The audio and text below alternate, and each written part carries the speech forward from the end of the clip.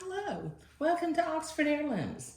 As you can see in this video, I have my pattern pieces cut out. Now, normally at this point in the project, I would transfer all of my pattern markings, but I have so many pieces and it's not a complicated project, but I'm gonna have to work carefully on it. I think what I'm gonna do is I'm going to wait until I'm actually taking the pattern piece off of the fabric to transfer my pattern markings. With the exception, as you can see here, I've got 4 pieces of Swiss batiste to make 2 tabs, but I haven't cut them out yet. What I am going to do is, using my blue fabric marking pen, I'm going to make a blue mark at either end of the buttonhole. And I think that will go through, yeah, it went through to the second layer of fabric. Yeah. Okay, so I'm going to transfer or trace, let me say, my embroidery design for the tab.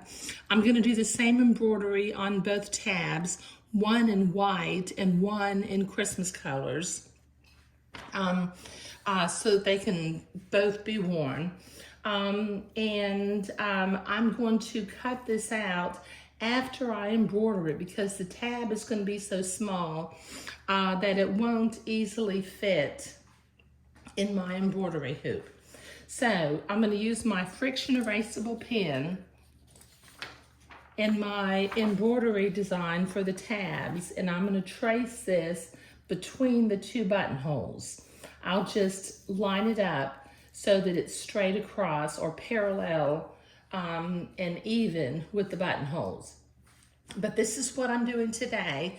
A little bit different in that normally I would be in the process of transferring all my pattern markings, but I don't want, how do I put this? I don't want to forget what the markings mean when I finally get to making that part of this little button-on suit. Now, one comment that I want to make is, as I was cutting out the front of the shirt and the yoke of the shirt, this pattern has 1/4 inch seam allowances going around, but at the joint between the front yoke and the shirt front that will have some pleats, it has a 1/2 inch seam allowance. So normally I use 1/4 inch seam entredeaux when I do the shoulder seams and when I set the sleeves in with an entredeaux seam, but I want there to be an entredeaux seam across the front of the shirt too. So I went into my stash and I have some wider 1/2 inch entredeaux that I will use for that seam. So it doesn't take much. I mean, as you can see, I probably have cut a piece that's way too long. Yeah, I have. I noticed that, so I cut it out. I cut a piece of wider entredeaux out, or with a wider seam allowance, and I'm just saving that.